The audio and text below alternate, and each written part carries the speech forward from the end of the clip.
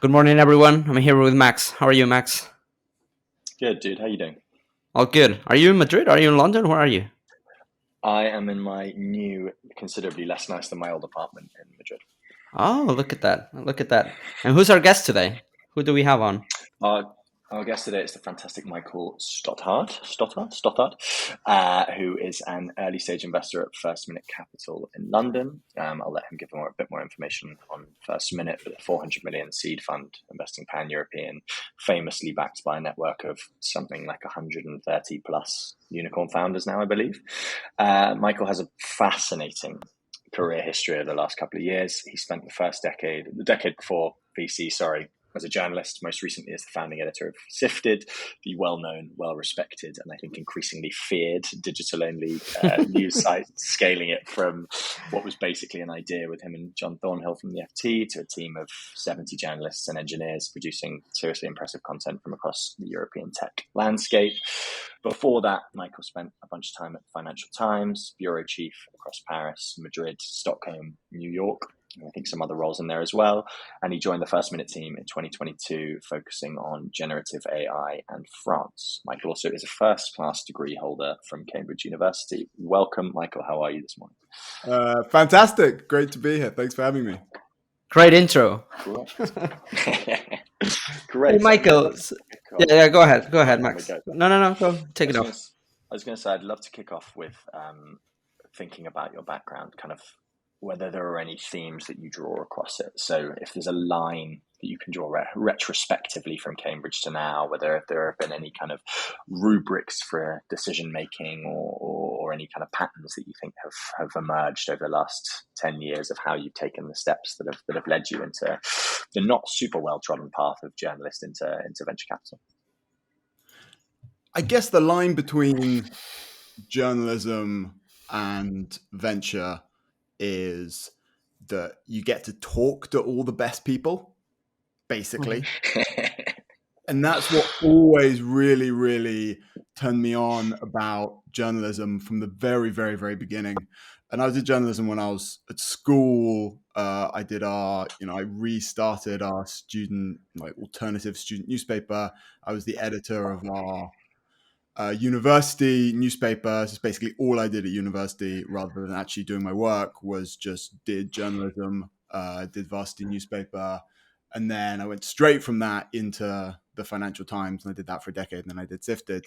But from the very early days, I realized that you could just call anyone.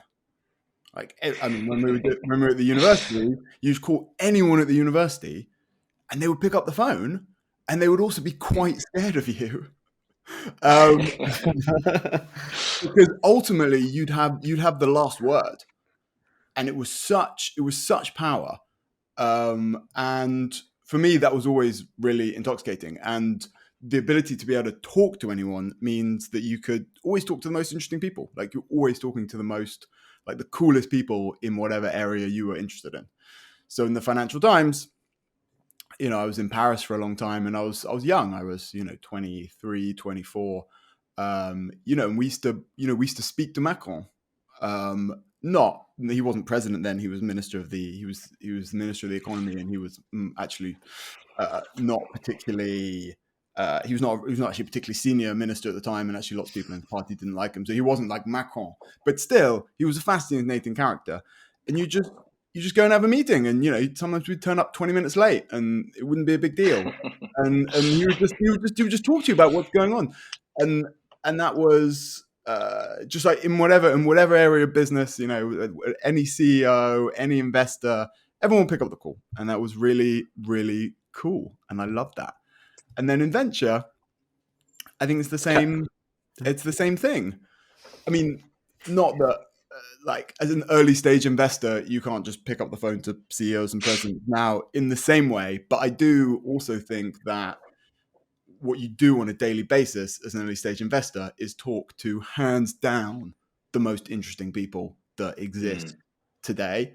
Like, these people are all bonkers with a crazy idea to reinvent an entire industry, leaving their amazing jobs normally to take a tiny tiny percentage chance of success to do something wild. I mean, these are all fascinating people. Anyway, so you asked me about a common thread. It really has always been the ability to talk to basically the coolest people. And that's always what I wanted to do. Yeah. When I switched careers from journalism as well to VC, I used to get this question a lot about the similarities and the differences between one and the other. And I used to say something very similar to what you just said, Michael. I used to say something, or I still say it sometimes, which is that I think so. It's a pretty similar job. And before, when I was writing about tech, I was trying to find interesting companies and people to talk to have like kind of like breaking news or exclusives before the rest of my colleagues. And now it's pretty much the same job. I just try to find interesting companies before anyone else instead of in order to write about them, to invest in them, which I think is more fun than writing about them. So it's very similar. And I guess it depends also on what stage you invest. If it's like Series B, Series C, and late stage, it's probably like a different game. But if it's early stage, it's quite similar. 100%. And I think also the due diligence process around making an investment is actually really similar to writing a story as well. Like you have to do the first bit, which is, as you say, which is like find the interesting thing before everyone else, which like is getting the scoop.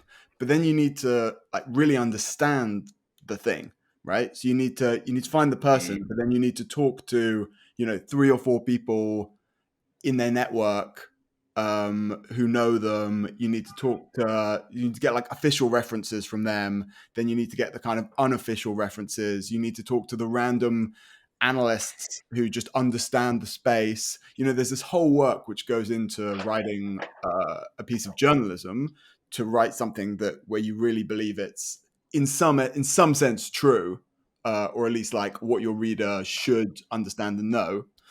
And I think it's really similar to the due diligence process around making an investment. Having said that, writing an article I mean, you're basically and then wiring someone $1 million is not the same outcome from it by any stretch. It changes quite considerably. Like the whole process of actually like what do you like wire the money, and then supporting them on their next 18 months journey, or many year journey, is not at all the same as journalism, really. But a lot of the early stuff is, as you say, Hemi. So, following a brief interlude, Michael, the question I was asking was in terms of being a foreign correspondent. So what was that jump? You're in your early 20s, you're working for the FT in London, I presume. You get posted to the bureau in Paris and then move around a fair bit. How was that? What was it? How was it? Was it different to expectations? How did you find moving around and kind of establishing yourself in a new market? Because I'd imagine there's probably some huge similarities again there with having to build a network and establish yourself in a space in venture, with actually having to build a network of sources and understand a market that's in many ways very foreign to what you're comfortable with. Yeah, so I mean, it is exactly the same as venture. Like, I started my first foreign correspondent job was in Stockholm for the FT. So I was Nordic and Baltic bureau chief, which was a very lofty title for a 21-year-old or 22-year-old. And I had to break stories and find scoops and do like searingly insightful reporting about 14 Nordic countries that I'd never been to before. So you turn up on day one and you think, I mean, how would I possibly penetrate this world? And then you do the work. You meet people, and every person introduces you to another person, and people are generally speaking nice. You ask people for help. You ask to talk to people. People talk. It's a world of if you approach people in the right way and cold message the right people. People are fundamentally open and helpful, I believe, and it helps if you're coming from the Financial Times, obviously. And you spent a bit of time in Madrid, right? How was that? Yeah, so I was in Stockholm for a while, and then I was in Paris for 4.5 years, and then I was in Madrid for 2 years at the end, just before Sifted. And Madrid was just sensational. I was devastated to leave. Not only was it just journalistically an incredible time to be there, it was. Why is that, Michael? It from a was journalism perspective? the referendum in 2017. So it was just a sensational story. And there's not that often as a foreign correspondent in any country where you are in the midst of something that, American cable news cares about, that has global cut through. Yeah. And, I don't know how often that happens in Spain, just ever, in the last 40 years, how often is a Spanish story the like leading the global headlines, That like isn't once every involving 10 years. Rubiales. Yeah, like once every 10 years it happens. I don't know. Yeah, exactly. But so it was amazing. I was in Catalonia all the time, and being for the Financial Times in Spain at that moment was also quite extraordinary, because due to the way the conflict was, people really cared about, like, quote unquote international opinion. It was a big part of the Catalonian sort of strategy. And I guess everyone's strategy was to kind of win this sort of the global hearts and minds battle. So the media that was seen to reflect that were the Financial Times and the New York Times, really, because we were the few media that actually had someone full-time on the ground and wrote about this stuff all the time. So what you wrote actually felt quite significant, in a way that it often doesn't as a foreign correspondent. Normally if I'm writing something about French politics in Paris, Yeah. France doesn't really care what I'm writing that much. And indeed, normally people in Spain wouldn't really. But in that moment, what you were writing did have a kind of national impact. Was in some way like nationally interesting.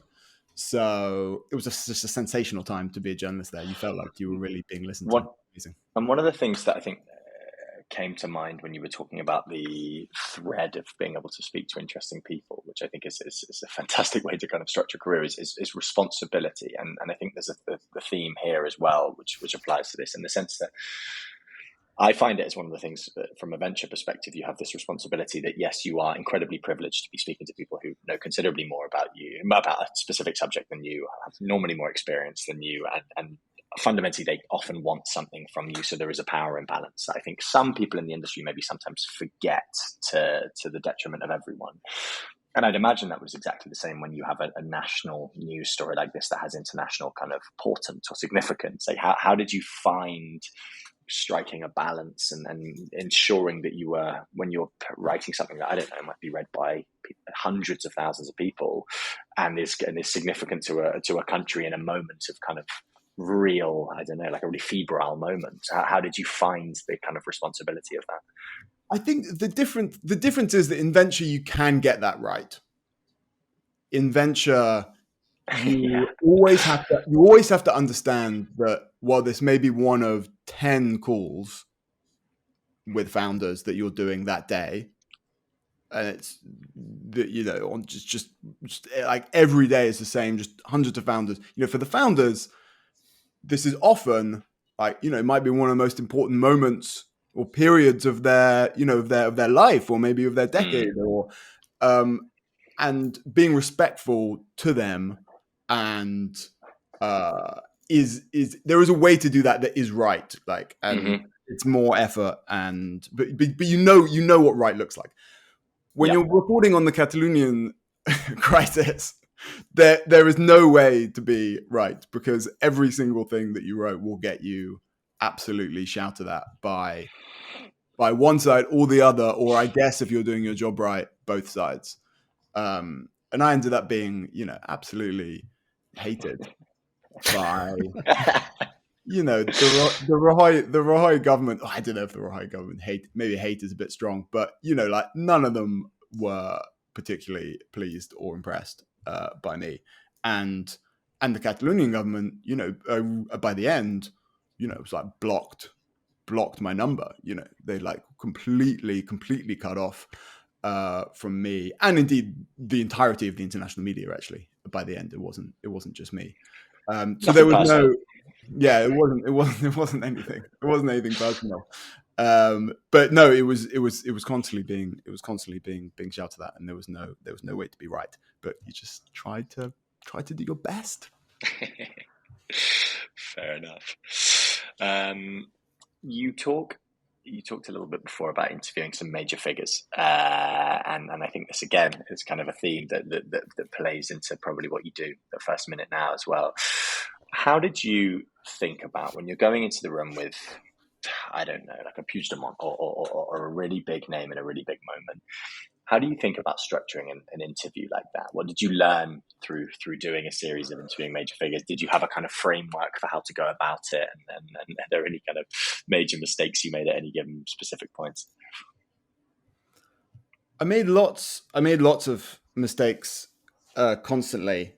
The main mistake is letting people be boring, is letting people talk their book and talk from their notes.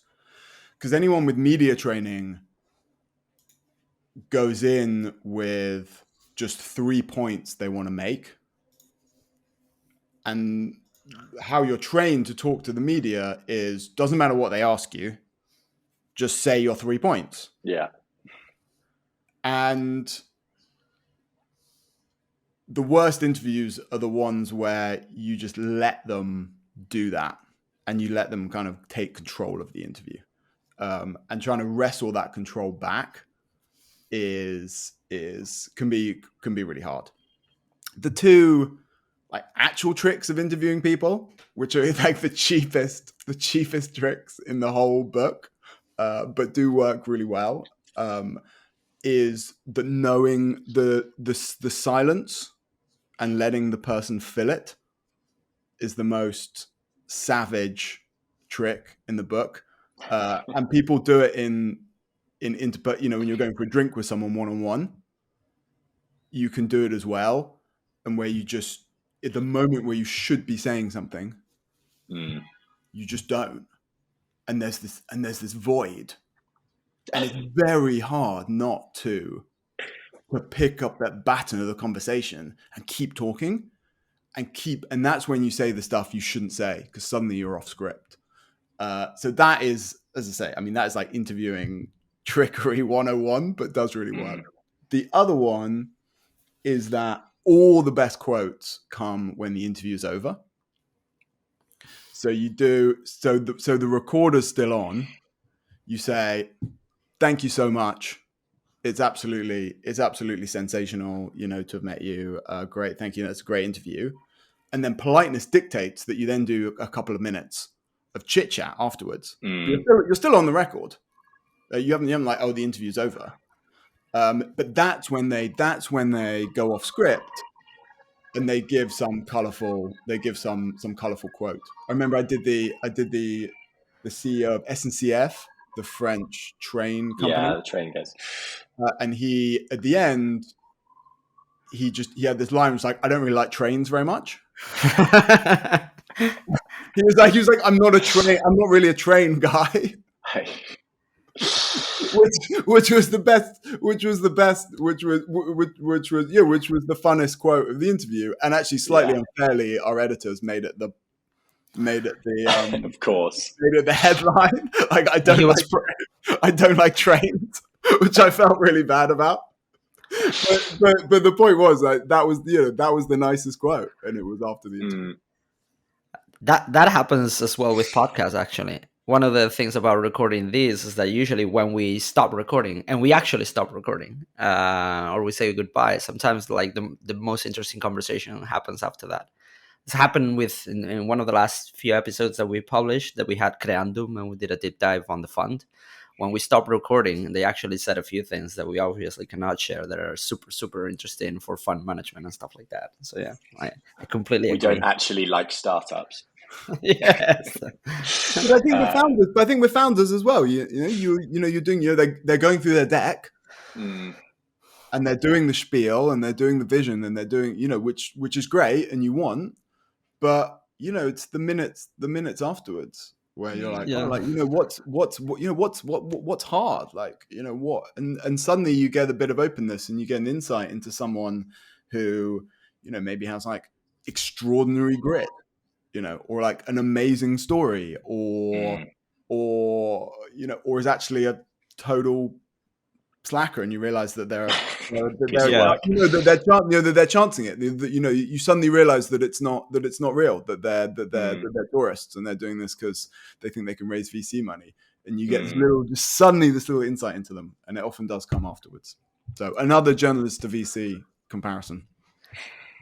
Michael, before we move into the first minute and the VC side, why don't you tell us a bit about the history of Sifted? Because I mean, a lot of people listening to the podcast probably know about the publication, but I think one of the interesting things is that at a time where Europe, at least tech news in Europe, were dominated by TechCrunch, Tech.eu, EU startups, and a few other publications. I mean, you guys came onto the scene. I mean, you're no longer involved, but you guys came onto the scene. And I think in a short period of time, I think it's probably become, I don't know whether to say like the most influential, but definitely one of the most influential publications in Europe. So tell us a bit about how that came up within the FT and your involvement. So the idea behind it was that Europe deserved more in-depth reporting about the startup ecosystem, and that America had, it had mainstream media that covered startups in quite a rich way, and had dedicated startup reporters, particularly in the Valley. It also had publications like The Information, which just takes like normal normal journalistic practice, the standard of Bloomberg and the FT and the Wall Street Journal and Les Echos, etc., and applied it to this, and applied it to startups. But Europe didn't really have that, and it was quite. And we felt that it was quite stuck around the funding announcement kind of cycle, and TechCrunch was very influential. I mean, it still is, and they're very good, and they do what they do really, really well. But it's very geared towards these funding stories. We thought there was an opportunity, given the growth and strength of the ecosystem, and the fact that it was only going one way over the next 10 or 20 years.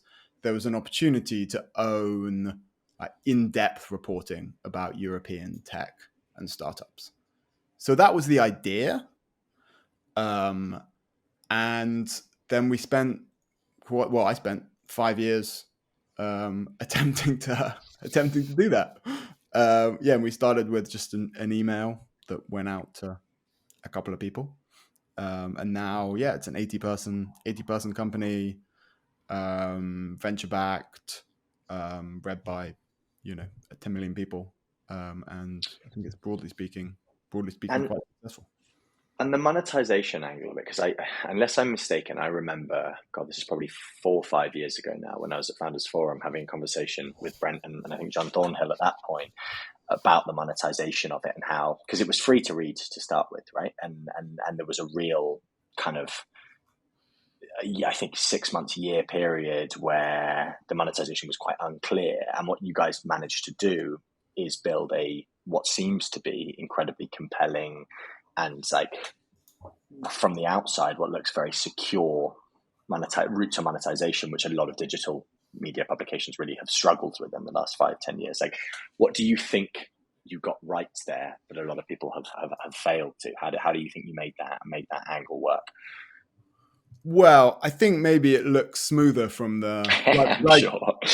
like everything. It looks smoother from the outside than on the inside. No, look, I mean, media is a tough business, because you have to do two really hard things. One is you have to get people to like and engage with your content, which is super, super hard because it's so crowded. There's so, like, the amount of brilliant people fighting for this mind share, for that whatever hour a day that people have, is enormous. So it's so competitive. So winning that is already a monumental task. But then you need to do another monumental thing, which is ultimately in some way, shape, or form get people to pay. And the fact that it's a two-step process is just savage. If you're selling flowers online, like if people are buying the flowers, they're paying money for them. Like it's one, making money and being successful is fundamentally the same thing. In media, it's not. So in terms of the business model, I mean, it's really the same as all media. Actually, it's a blend of, it's like a third subscriptions, a third advertising, and a third events. And that's kind of what I mean. I left Sifted 2 years ago, so those numbers are not like the real numbers, but that's more or less the ballpark. And I don't think Sifted has come up with like something magically new there, but I think making that a reality is extremely, extremely difficult. And I guess I think all of us at Sifted are proud that we were able to make that happen, make that work. And I imagine also as a child of the FT, right? Like having been spun out of a media publication that has managed to do high end and high paid. Like I always find the amount I pay for my FT subscription like eye watering, but then I also read it for probably 20 minutes every single day, right? And that's a real testament to the quality. Like, what was the relationship there? What is the relationship now? Are they still connected in any way? How did that come to pass? Yeah, so the FT was our original backer, and it gave us our first money, and there was a kind of licensing agreement. So we used their brand, which at the beginning was really important because we said we were Sifted, powered by the Financial Times, which gave us credibility in the early days. Now I don't think it's quite so important for us. I don't think people think of I wouldn't say so. Sifted powered by the FT. I think Sifted is just a thing in itself, but it was really important in the early days. I think it was also important. I mean, a lot of us came from the FT, and I think it was important psychologically for us because writing sort of quote unquote high quality journalism or in-depth journalism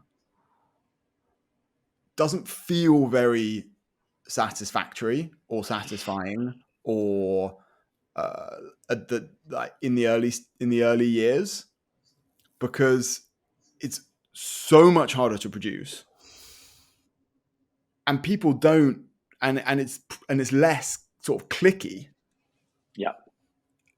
and people aren't constantly patting you on the back. People are saying, "Oh, that's really annoying. Why didn't you just write nice things?" It's like readers don't.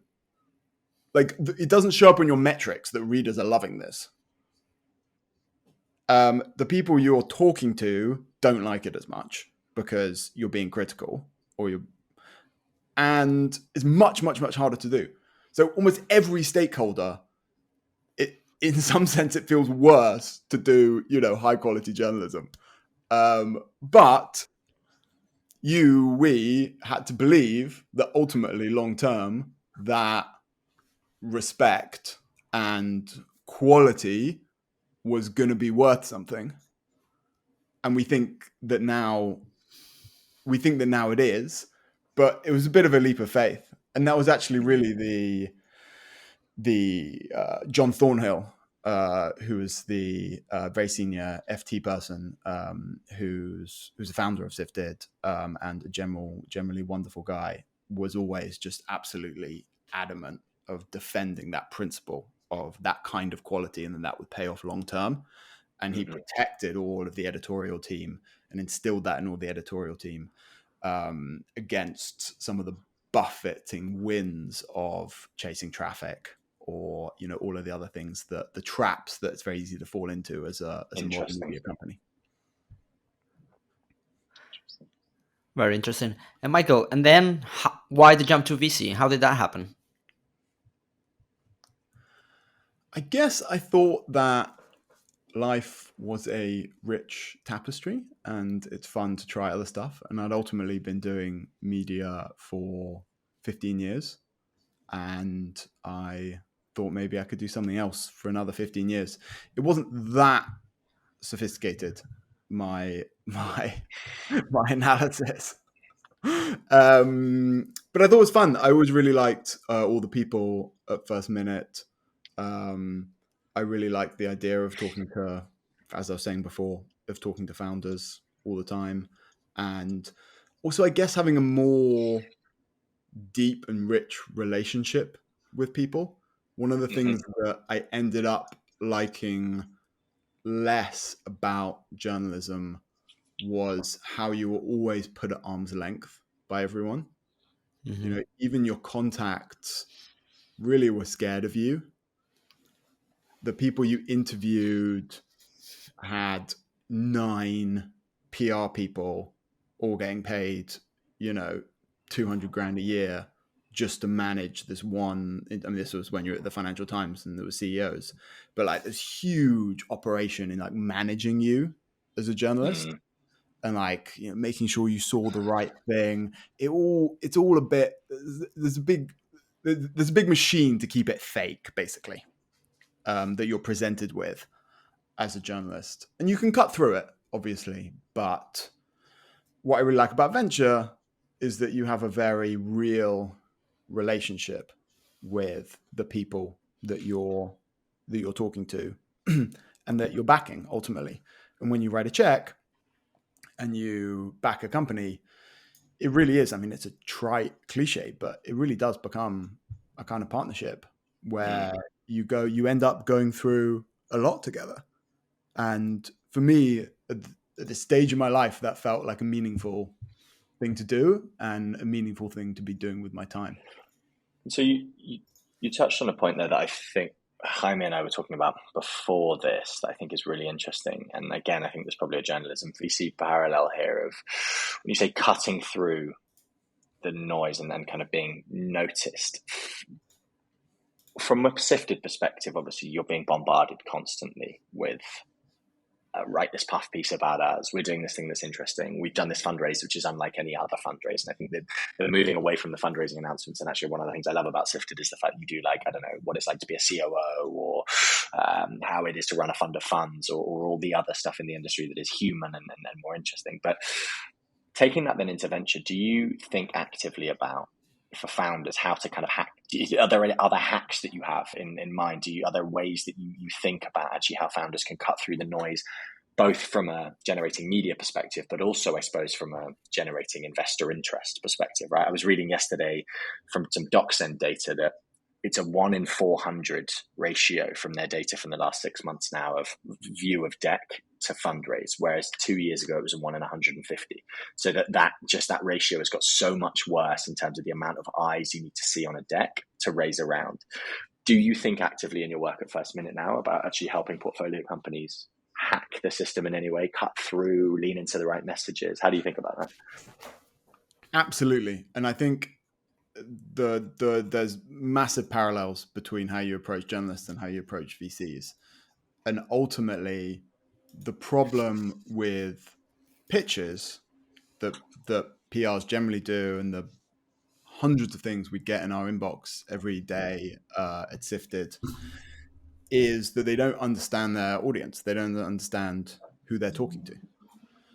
So what makes a Sifted story is one very specific thing, but also what makes a Sifted story for a specific Sifted journalist is also a very specific thing. Everyone has their own interests, their own styles, and it's not that hard to understand what that is, because by definition, they are publishing, many times a week what they are interested in. So like, it's not, you don't need to be super well connected to understand what these journalists want. You just need to read what they're publishing. So when I'm talking to our founders about getting press coverage, it's about understanding all the publications, but also all of the journalists within the publications, and being willing to do that work. And what I tell them is this Mm-hmm. this is a work stream. Like, you guys are obsessed with understanding your customers. It's like, oh, you CEO, you did 400 customer calls in the last 3 weeks. That's really impressive. But you want to send a single blanket email to every media in the world. It's like, you just have to think about it in the way you think about your actual business. And I think it's exactly the same for when you're pitching VCs. You have to understand, and in the world is VC, and what a VC wants is obviously way more opaque. And what VCs in general want is super opaque and not intuitive at all, unless you're in the world. Like, it's not obvious. It's not something you just divine by first principles. And indeed, what every personal VC want, again, is not obvious. Not all of them publish their interests on LinkedIn. So it is harder, but it is similar in that you can ask people, you can get in the world, you can do the work to try and personalize this stuff. So that is my very simple advice to getting cut through. It's about understanding your audience. And when you join, so when you join First Minute, and when you were talking about joining, Michael, was the idea for you to run like the comms department within the firm, or was it more to like combine that from the get go with making investment decisions and making investments? What was the approach? What was the role?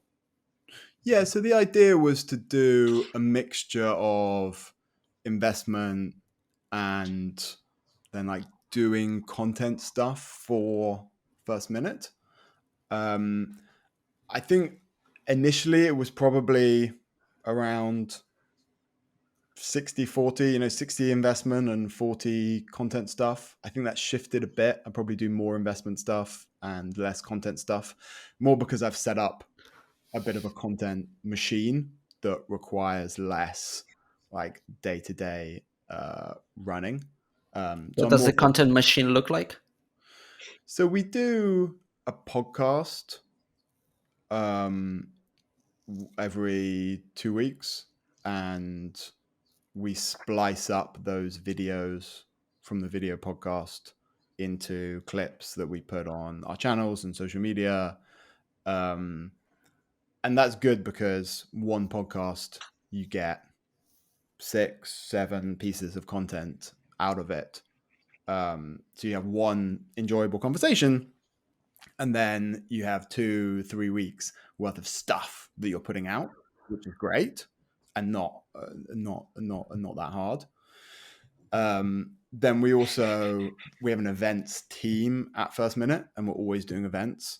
So the writing up of those events, again, is not that hard. And then a lot of the content stuff I do as well is actually private and is focused on deal sourcing. So I do a newsletter for angels in my network, and I do a newsletter on generative AI for people who are interested in generative AI. And it's mainly around deal flow, but it kills two birds with one stone, as it were, because it's content that engages our community, which is kind of the point of venture content in general. But it also like helps in an extremely specific way in the people ping you back and say, "Oh, that's cool. You're looking at that. I actually saw this the other day. Do you want to take a look?" And that is obviously that's in essence the whole point. It's like being able to see more deal flow is what it's all about, because you can make better decisions.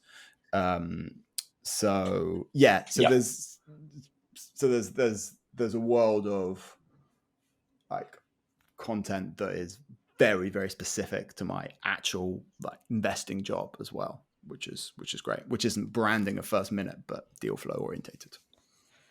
How easy or hard do you find it to differentiate with that kind of content from a VC perspective? Because I remember, so for example, we started doing content in Spain or in Spanish in 2016, and the status quo there was that, I mean, the bar was super low because not a lot of firms were doing content. I mean, these days, 7 years later, most of the VCs in Spain or in general are doing content. And we, it's something that we discuss internally very often, is that differentiating yourself from the others out there. I mean, it's super hard because it feels like every VC, it's like a content machine these days, or most of them. I mean, there's like a few exceptions.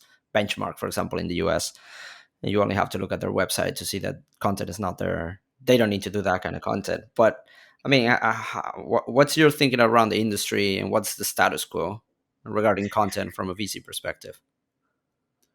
I think it's obviously much more crowded than it was. I think the content generally is from venture firms is not super high, particularly in Europe. I mean, some of the American ones obviously have, basically media. Or Yeah, adjacent, yeah. yeah, and you read the stuff that they First round, for produce. example. Even their kind of thought pieces on generative AI and what's happening now, and it's an exceptionally high level. But generally speaking, the quality is not all that high. But I think it serves a purpose beyond just be. I mean, it would be nice to be super famous. To have everyone in the world know about you because of your amazing tech podcast, and that would be fun because in a kind of vanity metric kind of way. But the actual point of doing this stuff is to help you make a better investment. And so you want the people who you interview to have a closer relationship with them. And so you can ask them for help, diligence, maybe they send you deals, that's really useful.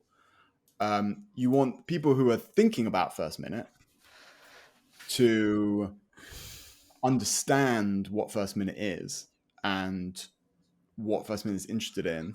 And I think I've been doing almost all generative AI people on our podcast for the last year. And I think that's helpful because people understand that we care about this stuff. People understand that we're thoughtful about this stuff. So we get sent lots of deals because of it. So I think it can have a very specific and narrow and useful purpose without being like famous, without trying to like compete. So that's kind of how I see it. And I don't know if you guys feel that it's useful. Like, do you get deal flow? Is it helpful? Oh yeah, we do. I think we do. I think it's, as usual with content, it's not very easy to measure it. I think. I mean, at some point and way back, we used to have this thing about trying to publish a lot of content pretty much every week, and we soon realized that it was more about quality than quantity. And I guess that, and even at some point, I mean, we try to measure our content production the traditional way, so page views and stuff like that, and we soon realized that, I mean, it's like a long term investment, and it's more about thinking down the line. I mean, the way we approach the way we approach content is that we don't. I mean, we don't want to hit. I mean, sometimes we might, but we're not thinking about hitting the founder that's fundraising or raising around right now. I mean, it's more about creating like a long term relationship with potential founders or even potential LPs, so that maybe in 3 years when they think about investing or about fundraising around raising around, I mean, one of the first brands that they think about is us. And that's the way we've approached it, and we do think it's working. I mean, we think I mean, as I said before, I mean, full total respect to our fellow competitors in the Spanish ecosystem, but I think the bar was pretty low in terms of like content 6-7 years ago. It's improved a lot. So we're constantly thinking about how to improve that and what we need to do next and what's the next evolution of our content strategy. But I think, I mean, we've got a lot of companies from our content strategy, even LPs. So I think we're pretty happy where we are, to be honest. Yeah. I've found it personally, like coming relatively recently into this industry, and I think in a job and a sector where the parameters are often so vague and the inputs and outputs are also so vague, right? Like it's such an odd job in the sense of you could theoretically, I always joke, you could do nothing for 364 and a half days of the year and then find Stripe on New Year's Eve, and that would be kind of your whole job done for like 3 years. But the kind of input output mechanism of when you write a piece of content that you actually spend some time on that is specifically in a vertical and that actually people respond to, and they say like, I agree with this, but I really disagree with this bit. You should speak to this person about this thing. There's this company that you haven't thought of, exactly as you say. And I think I find, at least personally, it's the easiest way to kind of create some order out of the chaos, some signals in the noise of a job that is often very hard to find. Those is actually when you take a stance on something, write something about something, and then people want to argue with you about it. So yeah, personally, I think I found it like to be the most effective way of kind of getting a voice and creating some kind of. Absolutely, it crystallizes things internally, which is a super helpful unintended consequence, because you're trying to you're trying to project your voice to other people, but actually it forces everyone to be like, what is our generative AI thesis? Yeah. Because this is a hard space, but what are we looking for? And it's changing every 7 minutes as well. Yeah, and it's easy with venture to be like, oh well, we're looking for spectacular founders trying to change massive. It's easy just to be like, oh, like we're just interested in just like amazing stuff, and we'll know it when we see it. But actually, it is really, which is always partly true at the early stage, but it is really helpful to be forced to be like, okay, we only have so much time and bandwidth. Let's really focus on these areas. I think that segues really nicely, actually. I was reading, and I wanted it to be an FT piece, and it happened to pop up last weekend in the weekend edition, but I was reading Reid Hoffman wrote a kind of opinion piece on his take on generative AI, and it was relatively, I think, top level, but he did a comparison where he compared artificial intelligence as it currently stands to Filippo Brunicelli's dome in Florence, where he designed the dome that let him build. He designed the scaffolding that let him build one of the first cathedral domes without structural support. And he talked about how for him, artificial intelligence is our cognitive mobile scaffolding, right? That it will allow us to build these kind of mind cathedrals, many of which we could not have built before. And I thought the analogy was quite nice. And maybe to allow you to kind of segue into the stuff you're thinking about at the moment, what's your take on the space right now? How do you feel about this? What's kind of like, are you excited? Are you nervous? Are there areas that you think they're really interesting? Because I think now, a year into what I would consider the most recent boom, things feel like they're settling a little bit. Momentum is still just as fast as it has been, but there feels that there's a little bit more of an order and a structure to things than, for example, in January, February of this year. Yeah, absolutely. I mean, the first thing to say is we're totally obsessed by this. Me, my colleague Lorca and Sam just think about this all the time. We talk about this all the time. We dream about this.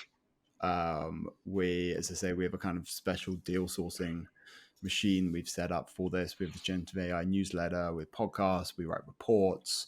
We see 100 plus founders every month.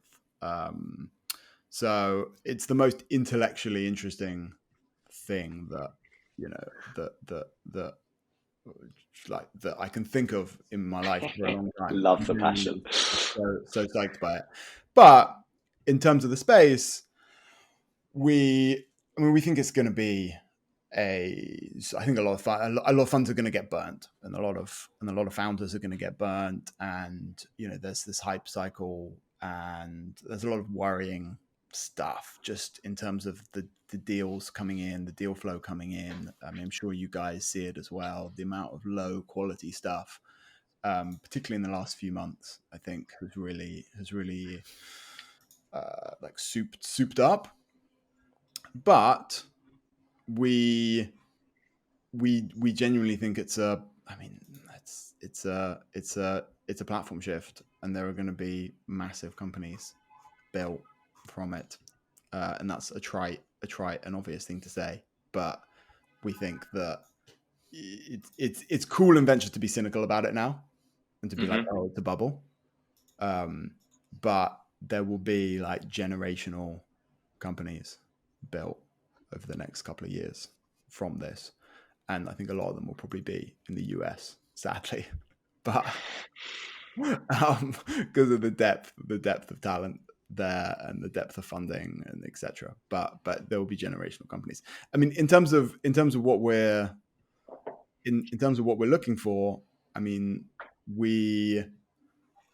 I'm really excited about consumer and like new weird consumer applications. I think for the last sort of decade, it's been very unfashionable to invest in consumer. It's all been about B2B SaaS and cloud and, the big consumer companies, which after all are like the biggest, are the biggest companies. It felt like there wasn't really that much to do there. And I feel in my soul that there are going to be like weird consumer applications that are unlocked, whether this is AI girlfriends, whether this is like AI driven social networks or, whatever it is. I think there's a massive consumer unlock, which I'm really excited about. We've backed and we've done some consumer stuff in generative AI, which I'm really excited about. And then also just, I mean, this is the more boring answer, but we're just looking at B2B SaaS where there aren't incumbents who have moved to the cloud already. Like, we think that the sectors that have recent cloud incumbents are going to do this Gen AI stuff so well. Like, if you look at what Adobe are doing, if you look at what Gong are doing, if you look at what, like Intercom, the Notions of the world, Intercom is doing, like, these are not sleepy companies just waiting to be disrupted by, some smart young team. These are like brilliant companies with massive data advantages, massive distribution advantages. And they're going to do this stuff really well. But I think there are industries that, for whatever reason, like haven't gone to the cloud, where I think there can be unlocks where generative AI could be the unlock that helps bring them there. And I think these like weird niche industries is where we're also going to be trying to spend a lot of time and are excited about, something like debt collection. And are you guys using Gen AI in any way internally? More obscure. So we're spending a lot of First time Minute. on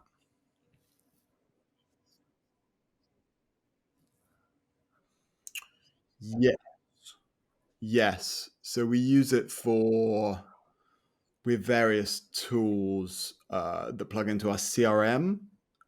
So we use it for like extracting CRM data in a richer way, in a more intuitive way, because we have just masses amounts. Like all venture funds, we have like a colossal number of people that we've communicated with and done stuff with over the decades. But like extracting like meaningful information from that can be quite tricky.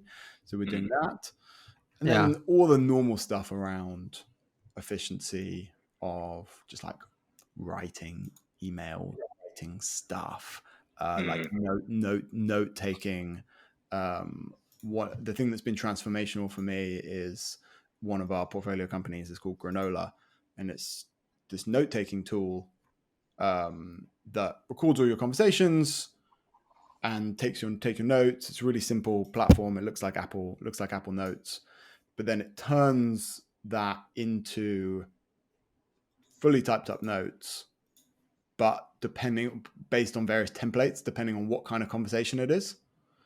So I just click the like VC first call the founder, and it just gives me the perfect like team X, go to a vision X, go to market, what they're raising, and you get these perfect notes, and it saves me 15 minutes on every single phone call because I just really game changing. I just spend a lot of time correcting my bad Spanish. I'm not gonna lie. We are.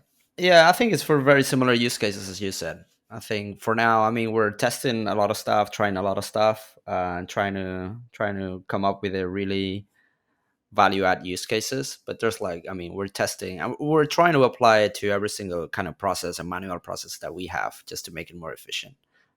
So we're in a very similar situation. I mean, I would have loved if you had said, Michael, that most of your content is actually ChatGPT content, written content. But yeah, what were you gonna say about the podcast? I was going to say tell them about the podcast use case that we've been doing, which I think is fascinating, or that we're testing at the moment. Yeah, so basically what we're doing is that we've recorded like almost 200 podcasts in the past few years. And there's, I mean, one of the nice things about audio is that it's very easy to consume. One of the bad things about audio and video in general is that there's like a ton of information in those recordings that's very hard to surface or to search through. So we're basically doing the transcription of every single podcast that we've published to date or we've recorded to date, and then apply LLMs on top of that content to just like draw interesting insights and topics and discussions that have happened. And we're doing it first with I mean, most of the content that we have in Spanish, but we also have some English content. So most of the conversations that we've had are about Spain or the Spanish ecosystem. But the idea is then to first do like a kind of like an MVP with our content, and then hopefully expand it to others people content and recordings out there. So we'll see how that goes. But yeah, we like Oh, it's to like a product. say it again. It was like a product. You guys going to raise money?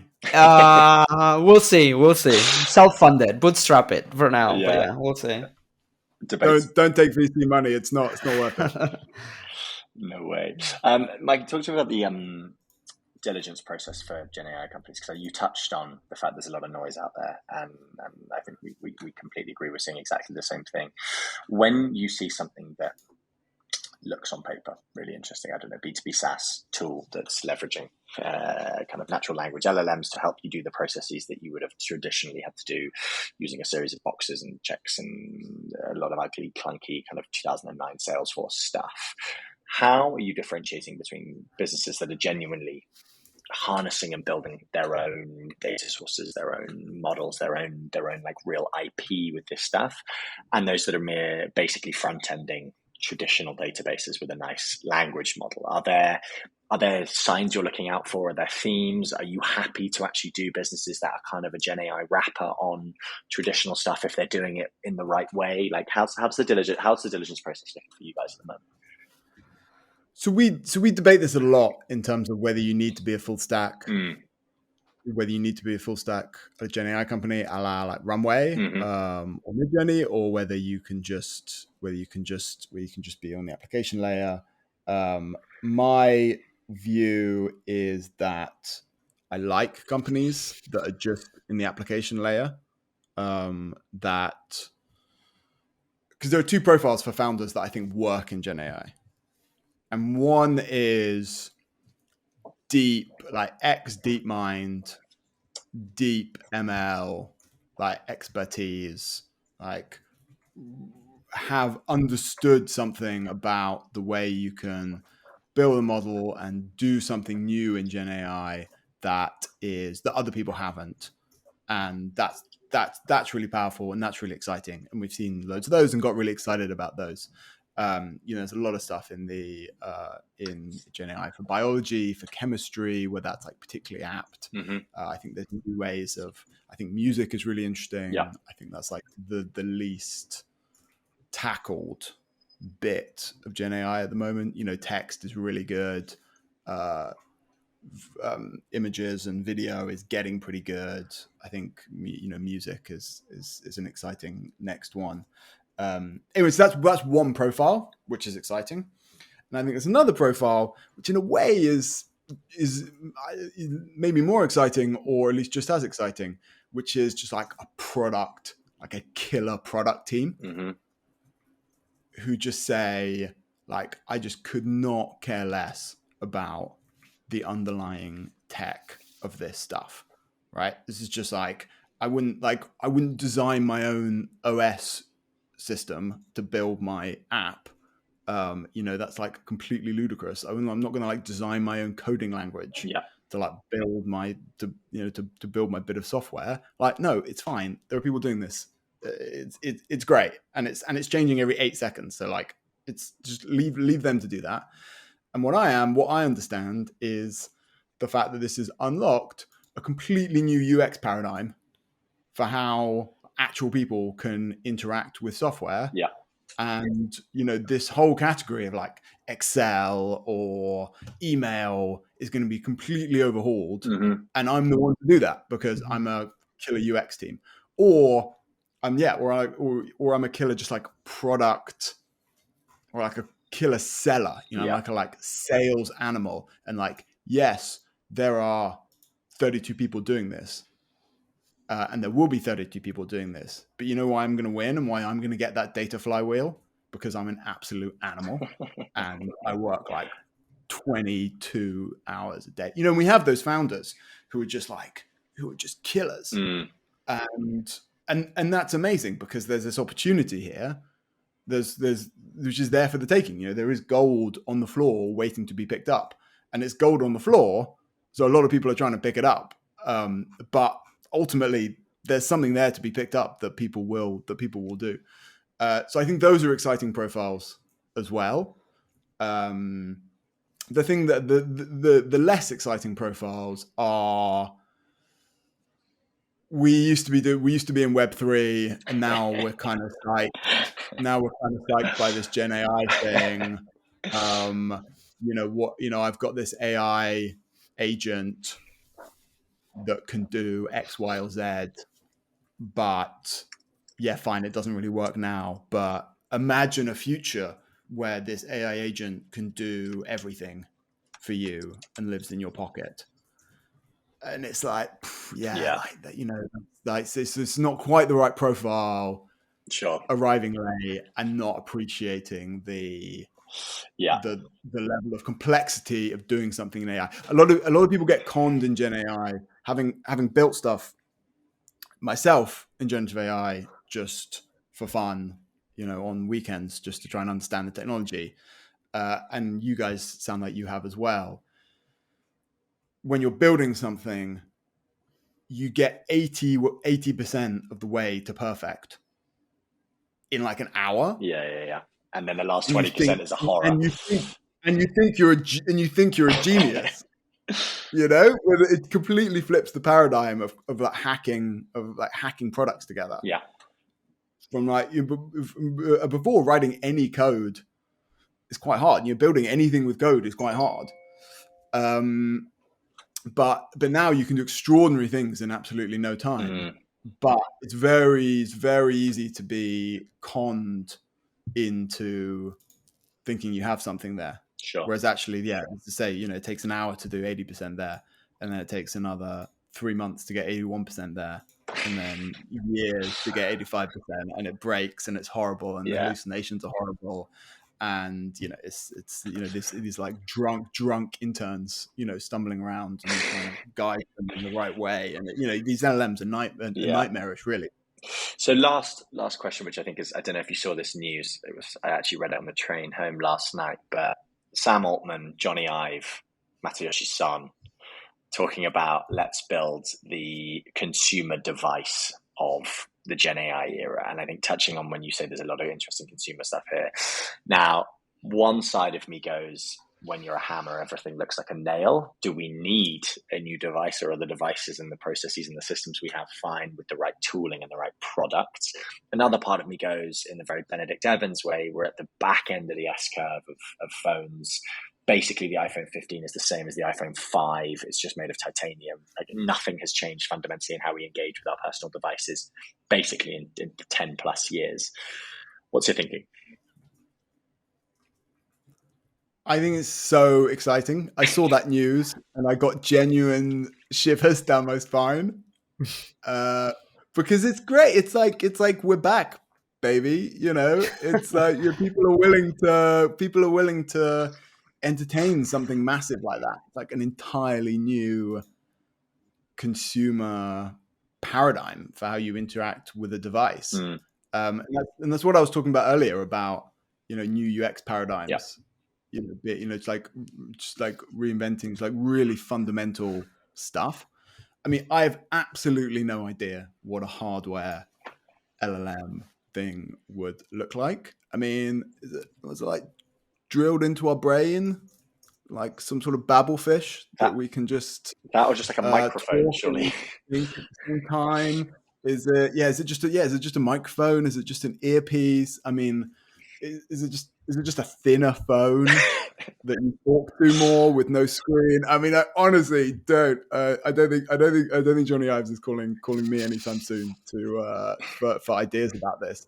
But I think it's absolutely thrilling that people are thinking about this, and we're just a rare moment that I think may not happen again in our entire lives or careers, where so many cards have been thrown up and there's an opportunity to reinvent so much stuff. Mm-hmm. And this may never happen to us again, and it's happening to us right now, and that's just so exciting. Fantastic. Well, what a great point to end on. Jaime, I'll pass over to you to close. Yeah, Michael, last two questions that we ask every single guest that comes to the podcast. Can you recommend us a book or some form of content? And can you also recommend us someone to invite to the podcast that hasn't been on before? Sure. So there's a really good book that came out last year called Ways of Being by James Bridle, which is about intelligence in the broader sense. It's about AI, but it's about like different types of intelligence. And I suppose the message is that if we're going to create new intelligence through AI, we have an opportunity to be thoughtful about what intelligence is, and actually that maybe like we don't need to take the worst of human intelligence and domination and will to power, and we can think about intelligence in a more holistic way, and it's very interesting, so I would recommend it to everyone. Awesome. In terms of who should come onto the podcast, you should get Matt Clifford on the podcast. That would be great. From EF, he's interesting because not only is he just a thoughtful and very interesting guy, but he's also doing a lot of the AI work with the UK government on AI safety, which is really interesting. Oh, and also Ian Hogarth, who's a VC, who's also doing a lot of work with the UK government on AI stuff, actually following an interesting piece he wrote in the Financial Times weekend about containment of AI. I read that. It was fascinating. It was a very, very good piece. It was really good. He was amazing. He was talking about how this idea of creating AGI, but in this sort of walled, in this sort of hermetically sealed like a CERN reactor of AI. Yeah, it was really great, and I think it was from that. I mean, actually, he's just a thoughtful guy who spent a lifetime thinking about AI. But from that, he's doing a lot of work with the government. So I would recommend both of those people would be great. And actually, by the time this podcast is published, I think the next state of AI report that Ian does with Nathan will be published. I think they're publishing it next week, so first week of October, actually. Yeah, that'll be a good one. Yeah. Fantastic. All right, we'll ask you for intros, Michael. Michael, thanks a ton for this. This has been great. Thanks a lot for your time. Thank you, mate. Thank you.